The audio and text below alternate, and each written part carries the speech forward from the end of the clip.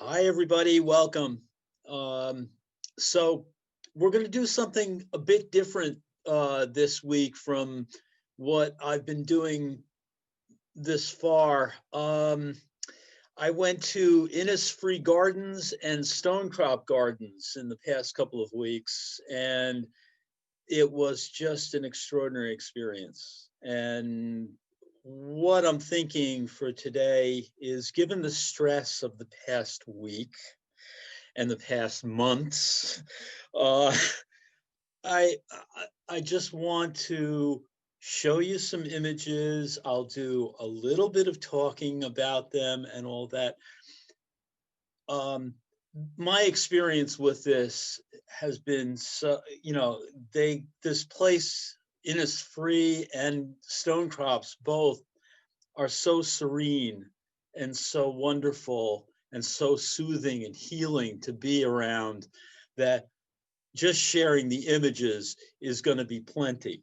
I will give a little history with each of them and all that, but mainly I'm just going to click through the pictures. I'll talk a little bit about them, but just spending some time in nature today, at least with pictures of nature, I think is going to really be helpful. So we'll move along. So Innisfree is in Millbrook, New York, and basically it's on the National Historic Registry. It was designed by Lester Collins, but also by the couple. Well, let me click on, and we'll get moving along here. Okay. So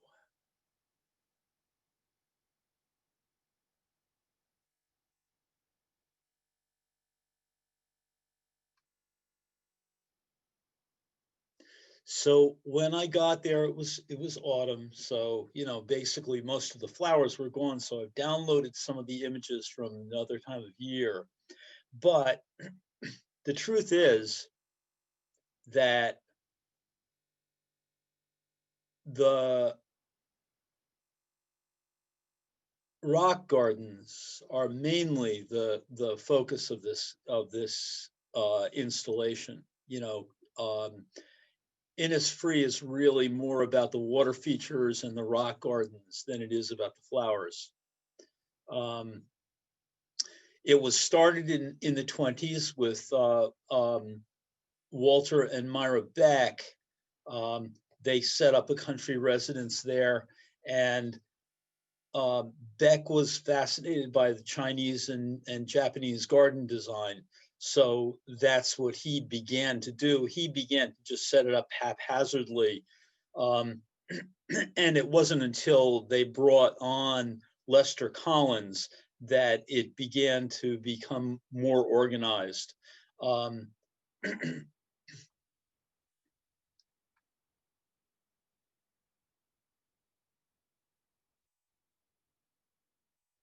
So for me, in looking back at peak season there, I think I like the autumn a lot better. There's more color, there's more variation, more textural changes in the image. The property is made up of 185 acres, and the actual lake is, I believe, 40 something acres, 44 acres.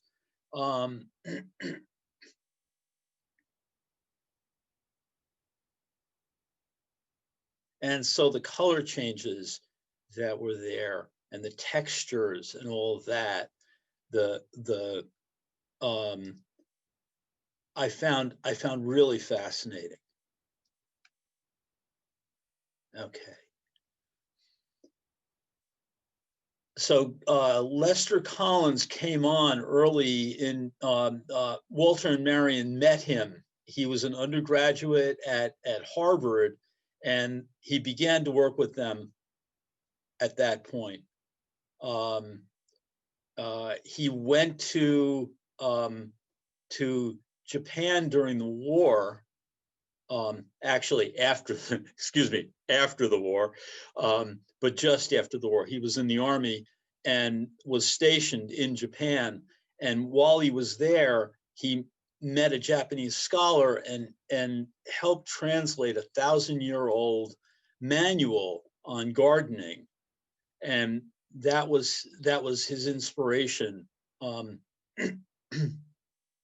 It's really a matter of studying nature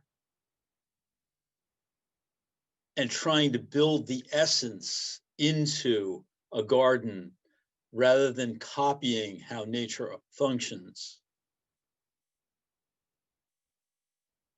So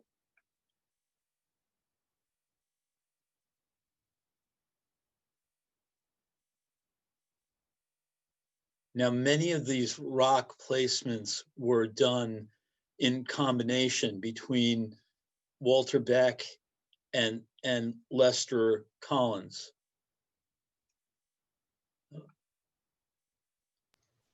Larry, people want to know if these places are closed for the year. They are closed for the year, unfortunately. They will be reopening in May. And you know, I'll talk more about that. Let me see.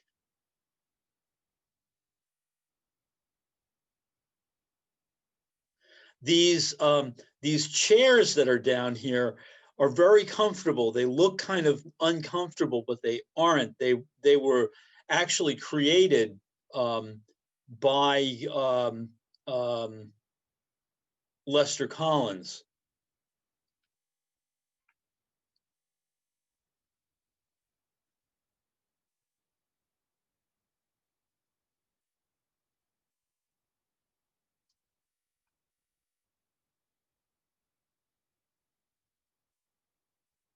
And again, as I said, the textural qualities of the things that were there. It was a gray day, so I was really focusing in on the play between the different materials in the landscape.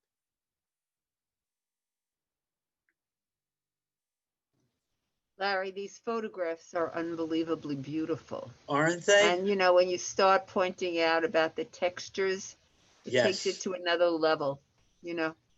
I mean, well, I'm going back. Wait a minute.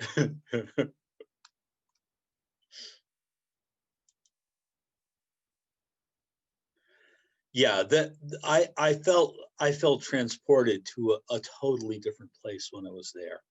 And I was just so inspired by what I was seeing. You know, I thought, oh, it's a great day. I'm not going to get really great shots. And then I started to really focus in on just what was around me. And it was a really transformative experience. It's stunning. And you know, the fact that the autumnal colors just work so beautifully with this type of installation. Larry, somebody asked if the rocks are placed purposely. Yes, absolutely. Okay. They were. That was one of the things that Walter Beck did. These are all native stones. They weren't imported, but they found them on the property and then placed them in the landscape. And that was something that Walter Beck started, but Lester Collins, who I'll talk more about him, Collins really was a landscape architect, where Walter Beck and Marion were both novices. They loved the idea of all of this and really did study the landscape paintings and concepts of Chinese and Japanese gardens, but Lester Collins was a, you know, Harvard graduate, landscape architect. So he actually did the Hirshhorn sculpture garden, and the worked for the Smithsonian, did the National Zoo in Washington, the landscaping there. So he was quite, but Innisfree was something that he worked on for 50 years, with and without the Becks. The Becks passed, you know, I believe in the late 50s, but he continued to work on the garden.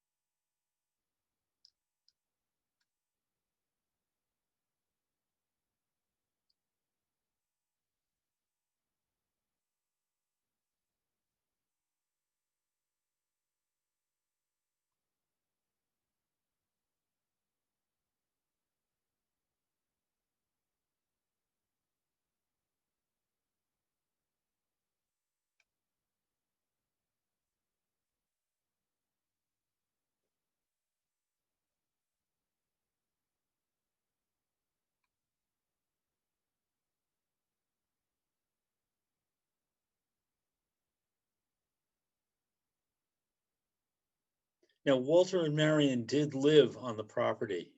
There was a mansion there at one point. I don't know what happened to it. I believe it burnt. But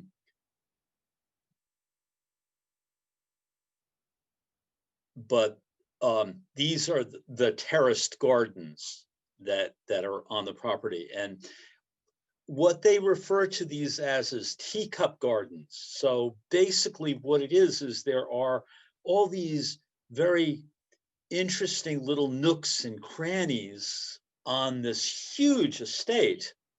You know, 185 acres is a pretty large piece of property. So basically, the technique that Collins used was really something called teacup gardening, where basically there were all these surprises, you know, at different turns, and I would move like 2 or 3 feet and see a totally different thing. It's just remarkable. You could just turn your head and see something totally different. You know, on the right-hand side, there's a stairway leading up. It's hard to see in this picture, but that leads up to the upper terrace. And then there's all these water features, and they're just beautiful. And the sound, I wish I'd recorded some of it. That would have been helpful right now.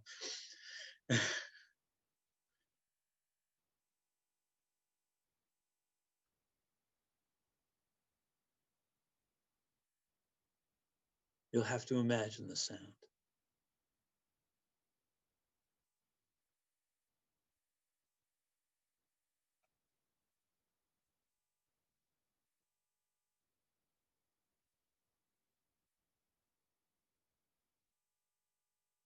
Collins created a lot of water features, and some of them are mists, sprays, and fountains and things like that. And here you can see one of the foggers that he created.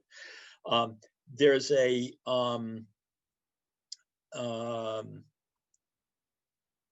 yeah, extraordinary water features, and basically what it is it's all fed from a reservoir that's up on the top of this ridge that's about a 11 or 12 acre pond.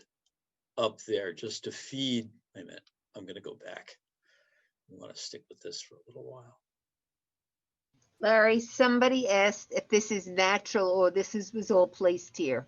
This was all placed here.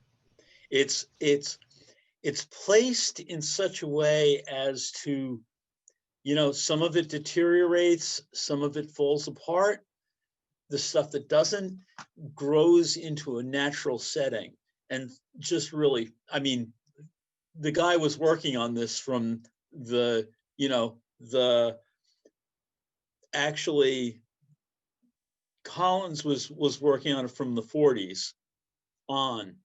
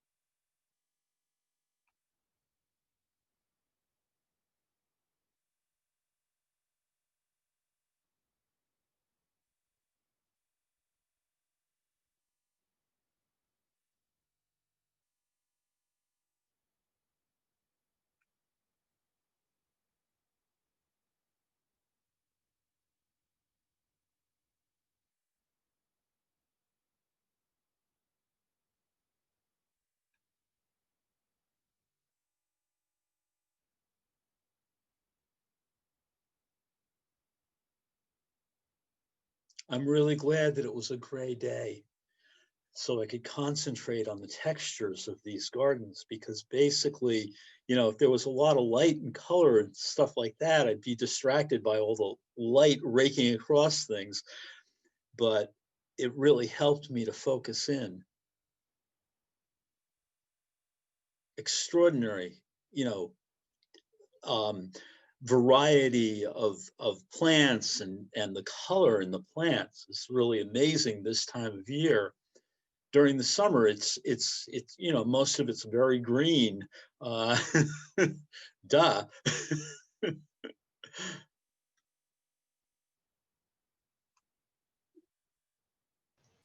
If you have a question, please type it in the chat function, which is usually on the bottom or the top.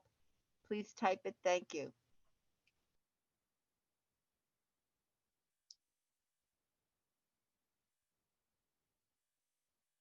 Oh, and this tree going down here, I'm going to see if I can pull up the pointer. Let's see. Laser pointer. Okay. This tree has these posts holding up these limbs that are going out from the tree just so far, and they would have, you know, gone down into the to the ground if they hadn't put those posts in. Let me see. And I'm going to zoom in here and show you where we're going here.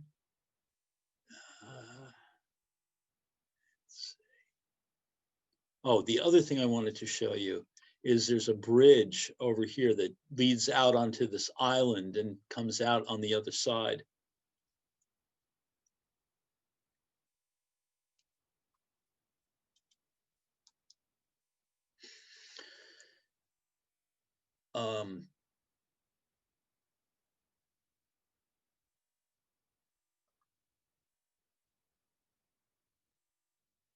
Okay.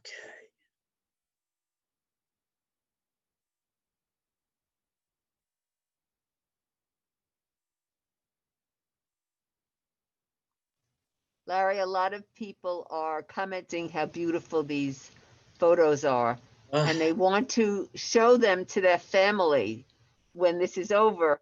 So this will be on the Chappaqua Library website, chappaqua.library.org, and all you have to do is scroll down to library programs, and all of Larry's programs are archived where it says library programs and lectures. So it's easy to do. If you have a problem, call the library and we'll be able to help you. But I could understand wanting to show your family these pictures. They're so serene and beautiful. You've done an unbelievable job. You have no idea how happy I was to do it. I mean, this is like a peak experience for me. It was just like such an extraordinary place, and I just felt my soul being filled by this stuff. It's just amazing. Someone commented, "It is so beautiful. The trees look like the colors in Fruit Loops." Cute.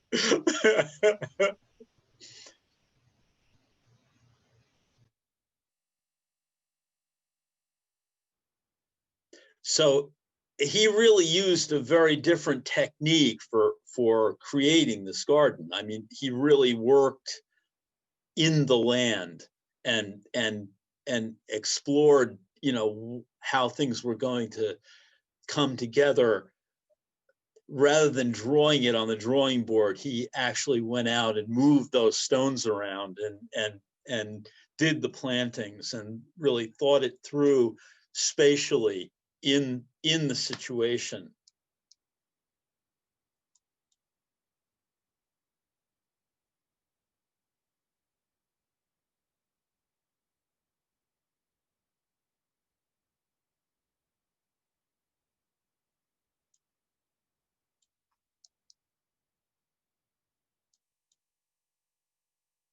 Oh, and there's this stream that came down. All the water features kind of come down into this curving pool. You know, it's sort of this little stream that feeds off into the lake. It's amazing, and it's just the kind of thing where it's just like you want to be there. You want to just sit down in a chair and hang out. This is on the registry of the National Registry of Historic Places and all of that.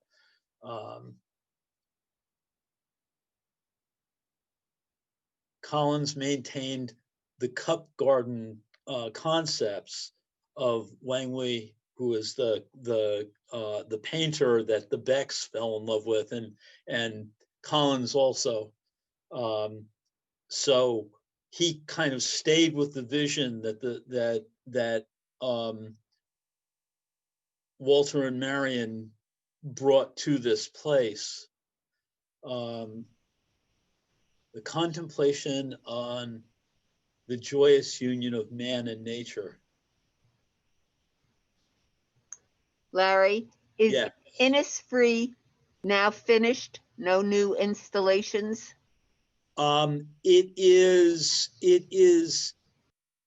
one of the things that Collins did was he set it up so that it would be a self-maintaining but organic installation. So no, there are no new installations going in that I know of, though they do maintain the property and all that. But whatever they do would be in the spirit of what the Becks and Collins really envisioned for it.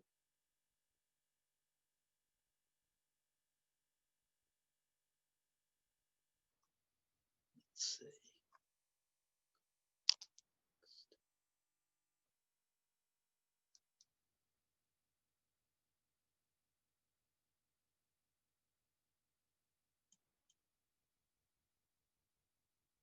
And you can see the bridge out here.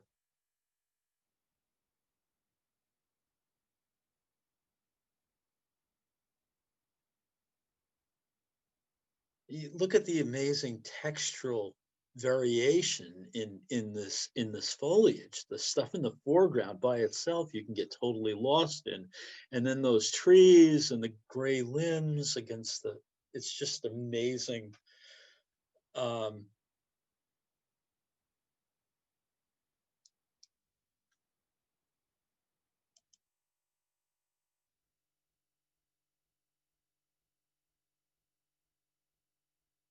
Okay, so we're moving on to Stonecrop. Larry, before you go on, I just want to tell you how many people just wrote that, how wonderful, how perfect it was, just what they needed at this time to I see hear you. serene images. I hear you. So And you just nailed that. We're only halfway through. Stonecrop is a totally different ballgame. Although Frank Cabot was definitely, he was influenced also by the Japanese and Chinese garden business. And he did do, as you can see here, there's this stone footbridge across the pond. It's so beautiful and so, very oriental. Now, Stonecrop is a smaller deal. It's 60 acres as opposed to 185, but the density, the amount of things that are squeezed into these I guess it's about 15 garden plots or different galleries, as I would think of them. So Frank Cabot and his wife Anne were co-founders of the Garden Conservancy. So he was a very, very big player in actually starting all of that. Anne inherited the property from her grandmother, and it was actually a functioning farm, a dairy farm, and it was attached to, it was part of Fawnstalk Park. Now, Fawnstalk Park was actually donated by Evelina Perkins to the state of New York. So this, actually Stonecrop is now, basically a part of the national park. It is open to the public. It's really a functioning training center for gardeners also. I can't say enough about the website or the place. Now this is it's a bit different because the garden here is more about the flowers, and there is this extraordinary greenhouse that's built out over the top of this pond. It's really remarkable. We didn't get into the greenhouse because that was closed at this point, but in the mid 80s, the Cabots hired Carolyn Burgess, who was a very well-known horticulturalist, and they really brought in a kind of encyclopedic planting of these gardens that are throughout the property. There's succulent gardens, there's alpine gardens, there's rock gardens, there's a bamboo grove. There's all kinds of stuff on this property. And so this is a map of that. I also have a map of Innisfree, but this one is really necessary because it's just a maze of things out there.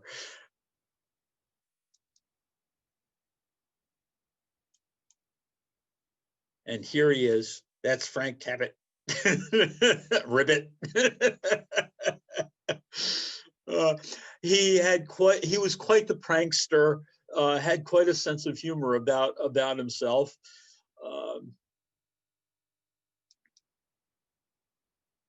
There is a film that I recommend so highly. It's called The Gardener. It came out, I believe it was a couple of years ago, 2018. And it is about the estate that Frank and Anne created up in Quebec on the St. Lawrence Seaway. It's just extraordinary. It is an extension of just being there. That's been my experience anyway. So it's available on Amazon Prime. For anybody who's got Amazon Prime, you can watch it for free. So it's definitely worth a watch.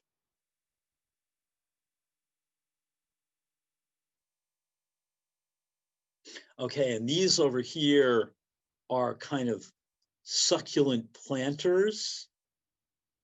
And you can see, this is a different season from when I was there, but, I'm integrating some of that so that you can get the full feel for what this place is about.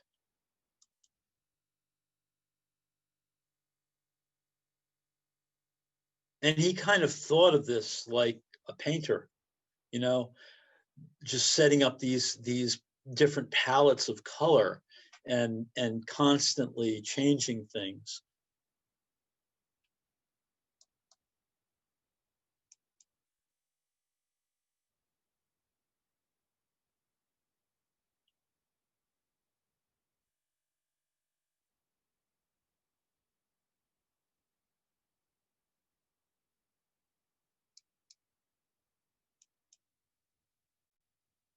And they have these greenhouses set up. They do sell plants during the season, and they actually have a horticultural. It's a horticultural center, and what they do is they do trainings. They have interns that come and work with them, with the gardeners, the permanent gardeners, and the head gardener.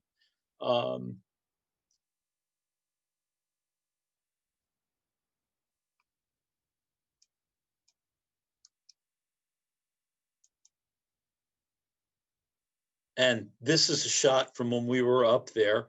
It snowed the night before, so it was a little different.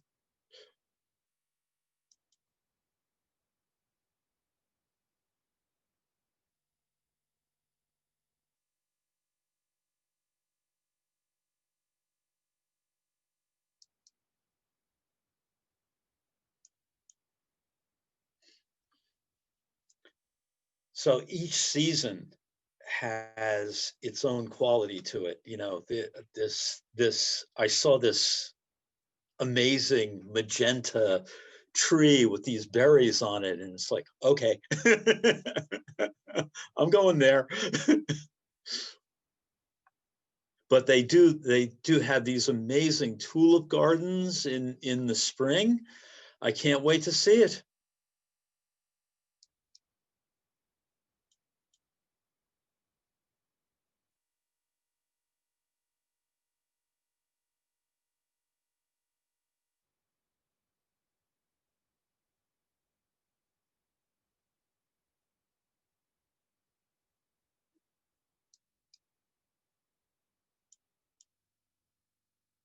And this is from inside the pavilion. And this pond is kind of up above the pavilion.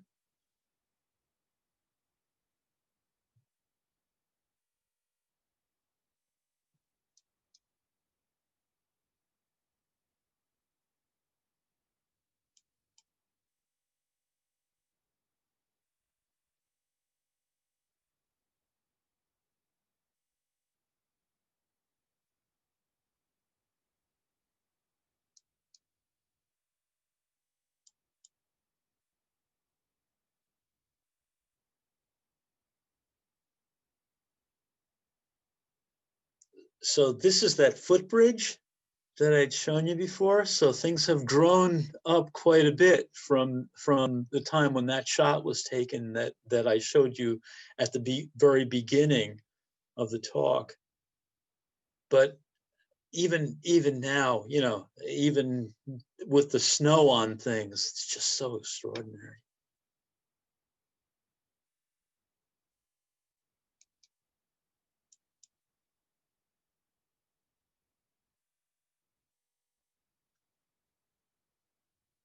And they're really very distinct types of gardens. They have a courtyard garden that has herbs and vegetables and things like that growing in it in an interior courtyard. You know, very British, you know, kind of a English garden.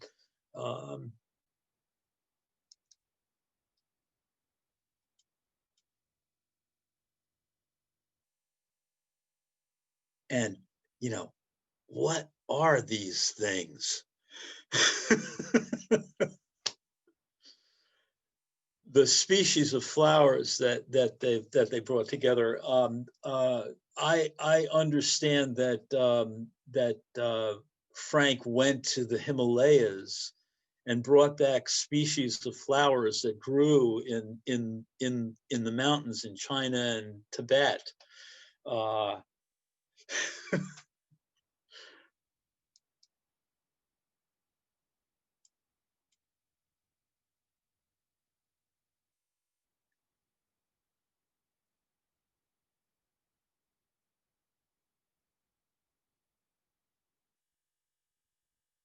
And they have horses out there. And there's one over there too. That's a whole other thing. That's there's a farm out there for the disabled that works with animal therapy.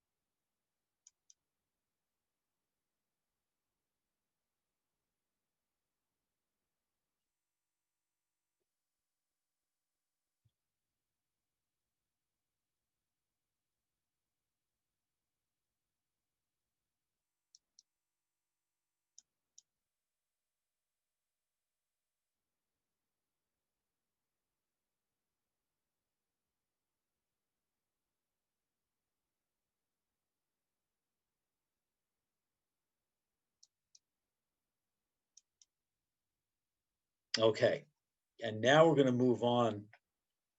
Just briefly, I'm going to talk a little bit more about their home and gardens up in Quebec.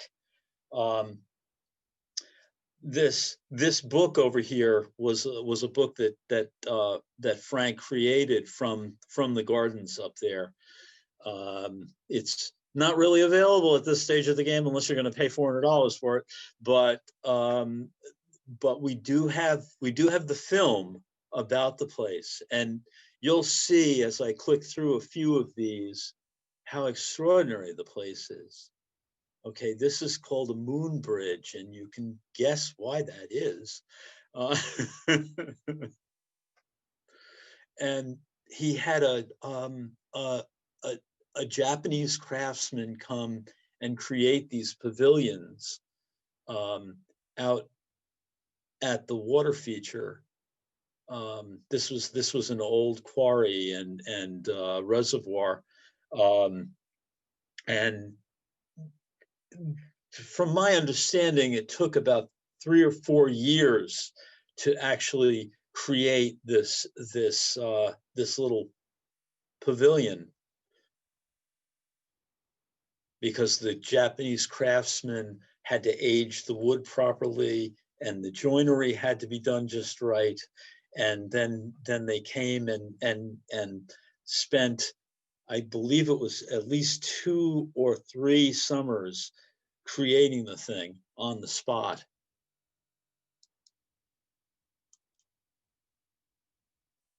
And this place is just enchanted. It's, you know, I mean, where are we?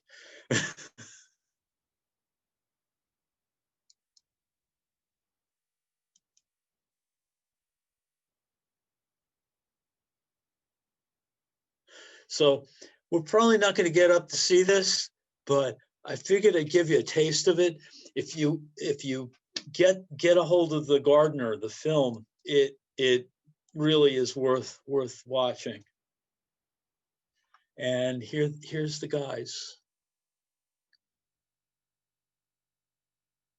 So there's Frank, and you know, he passed away just after making the film. I mean, I understand that he died probably a few months after the interviews that took place in the film.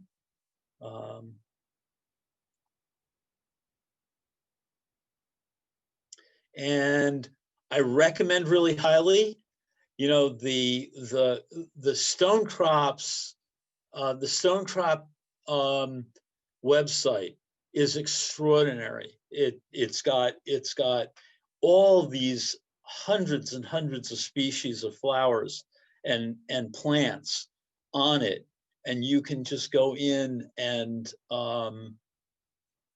just learn about them, and it tells you all the information about what kind of sun they need, how to plant them, how to care for them, what their blooming season is, and all of that stuff. You know, it's so far beyond me. I just love looking at all of this. Okay.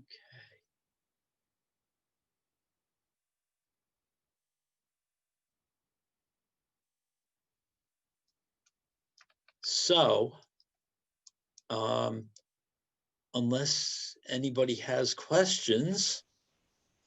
Actually, Larry, there are no questions, but there are so many compliments for this type of program and how perfect it was to show it, particularly at this time. Yeah. That, I mean, it's just an amazing presentation, amazing images. Of course, I didn't know you were also a photographer. Yeah. But thank you, Larry. This is just what we needed, and I didn't know we needed it, but thank you so much. Man. Do we ever? Yes, and so many compliments. And thank you all for listening and watching as you go back right now. It's wonderful. These are places that I think we all will visit come the spring. So they both close, but they both open in May.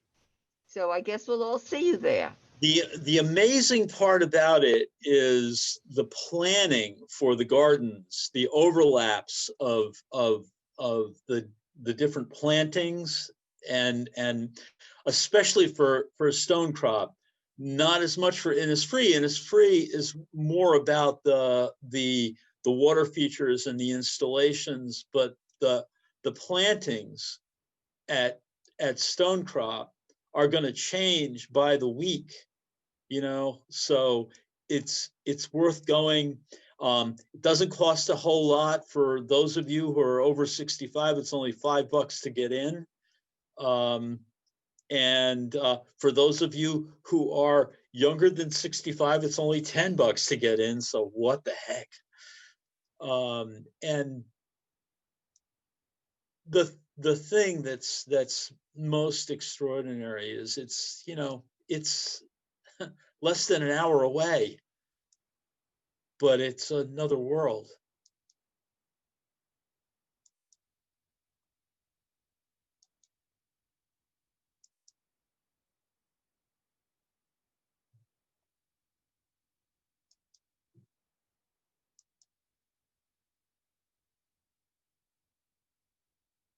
And now you can see the bridge that I was talking about that was all grown over. So this shot was probably from 10 years ago.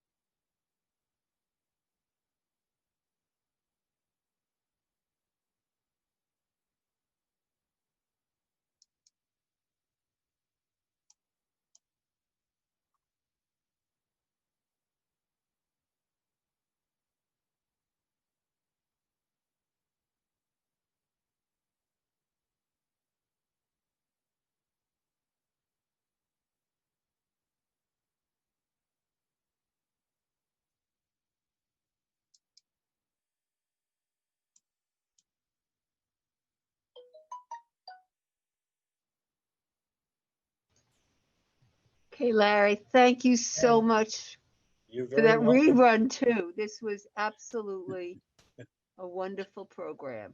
Uh, I'm I'm sure everyone enjoyed it thoroughly. So okay. again, thank you. And please go to our website. You could see all the other programs and see from Larry and all the others that we've taped and the upcoming programs. So have a wonderful weekend. Thanks. Great. Bye. See you next week. Bye-bye.